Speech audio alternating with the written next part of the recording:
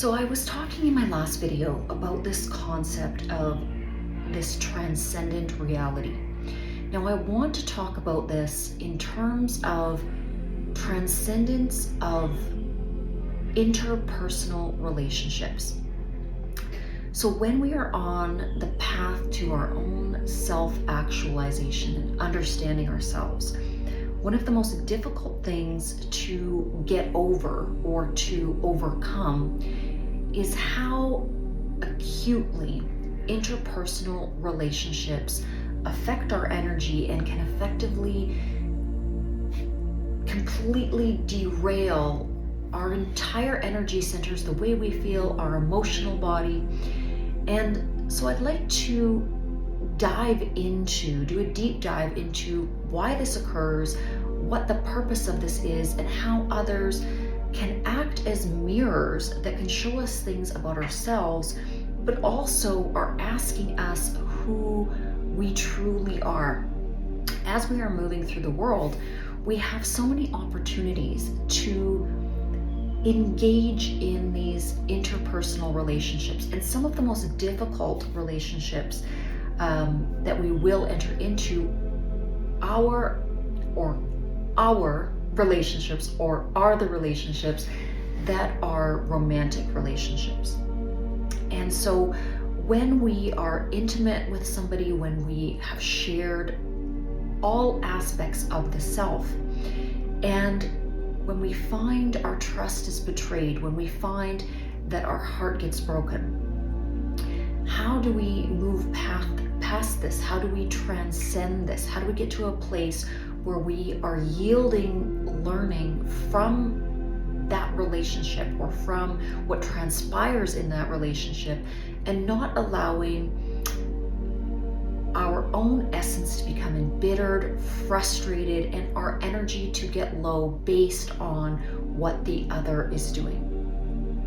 First of all, one of the most important things that deeply intimate interpersonal relationships show us is where we exist on the equilibrium of our own moral code, what we believe about what those special relationships are, and the principles that we hold personally. Because again, there's a spectrum.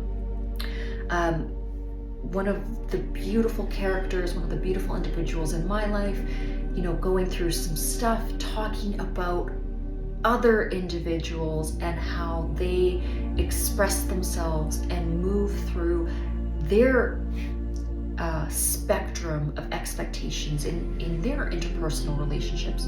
And truly, we have to understand that everybody has their own soul blueprint. Everybody has what they deem is an acceptable framework for what interpersonal relationships are, should be, and how we see boundaries and expectations within those relationships. And sometimes the boundaries, the borders, the expectations can be a little bit different from person to person, or a lot different.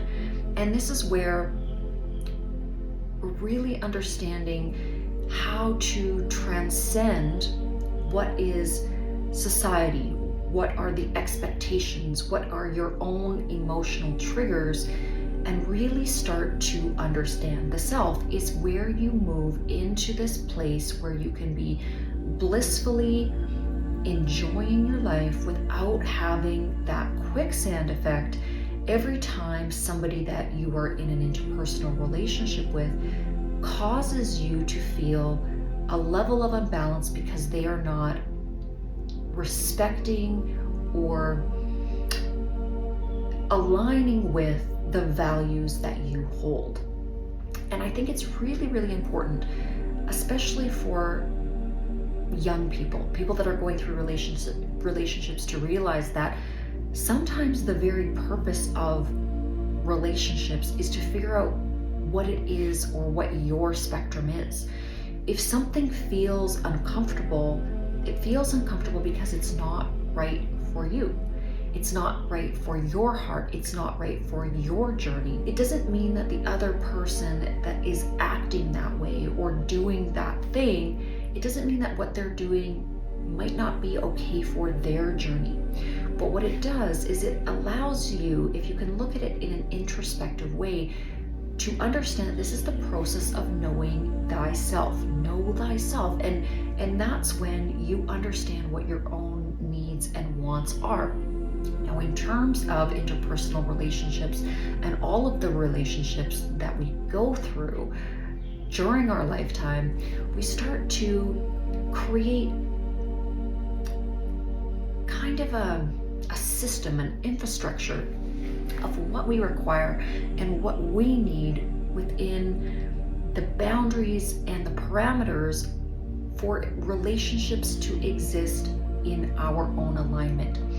And as we grow, as we transform, as we transcend, we move into a position to be able to ask for what we need. We come into a compassionate state of understanding that if the other cannot fulfill the proper alignment of what we need, then we need to move them out of the category of our inner circle. This means if you are in an intimate relationship with somebody and they are not respecting the boundaries of the requirements of your emotional body, your heart, your soul, then that means that that relationship is a catalyst that shows you a good roadmap, a good pathway of where you're headed. Okay, then you start to decipher, this is a need I have, this is something I don't like, this is something I do like, this is something that brings me peace, this is something that brings me joy, fulfillment, whatever. And you make that list and you really start to compact the idea and the synthesis of what you want to create in terms of your own happiness. Now, when we talk about transcendence, when we talk about our own equilibrium and our own peace, it is understanding that when we learn to transcend the immediacy, the painfulness, the uncomfortable waves of energy that often our emotional body will be emitting, we can start to realize and learn to move with these waves, move with the emotional energy that we are emitting, instead of being taken out by the undertow of them. And these emotional waves can come in many different forms. They can come in sadness, they can come in bitterness, they can come in anger, jealousy, frustration, irritation. But those are really important points where an individual has to start to look at their own energy system and ways that they can not only transcend some of these lower vibrational energies, but really pay attention to what are one's triggers and what are the elements of those triggers that can be removed, and what can we replace them with that are in greater alignment with what keeps us peaceful, joyful, blissful, and in this equilibrium. And this is really what will bring the discussion of toxic energy full circle. It is not that other individuals are toxic or other individuals are wrong.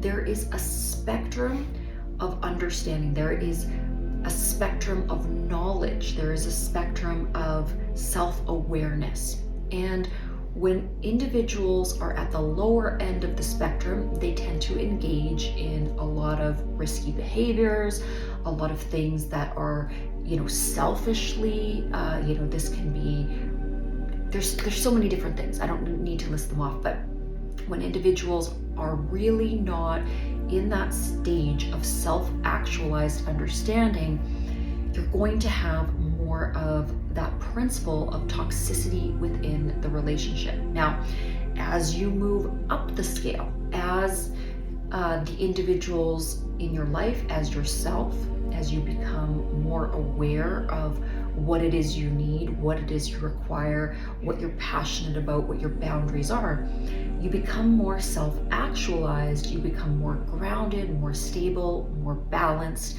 more emotionally intelligent, and there you're going to draw towards you better and better examples of that high vibrational, emotionally stable, beautiful, blissful, joyful energy.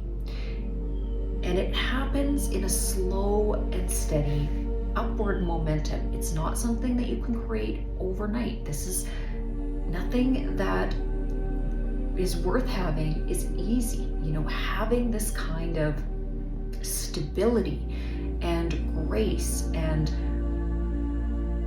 beauty about one's own essence takes time. You have to work on it. And you have to realize that if you are surrounded by individuals that are taking your energy and pulling it down and making you feel bitter, making you feel frustrated, hurting you, creating things that are coming into your bubble of life and that are derailing you, then you have to take those individuals a step away from yourself. You have to be willing to have enough respect to open the door and ask for the exit of that negative energy in your life.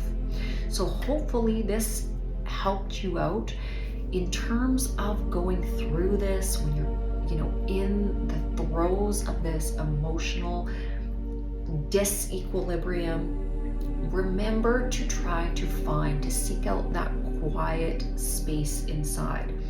If you do have an eruption of this emotional energy in a negative way, take time and unpack it. Look at it. Look at the causes of it. Be a little bit gentle on yourself in terms of self-forgiveness or forgiveness to others, but also be hard on yourself in the sense that require yourself to do better. Require improvement in the self. When we have this expectation of the self that we, it comes from that internal will that we want our emanation, that we want what we bring to the world to continually be better and better and better. This is how we grow. This is how we transform. This is how we transcend the self, and how we transcend the distortion of other selves through this step-like series of self-evaluation, deep dive into what we require, setting those boundaries and standards in terms of lower vibrational, negative energy, negative behaviors, and toxic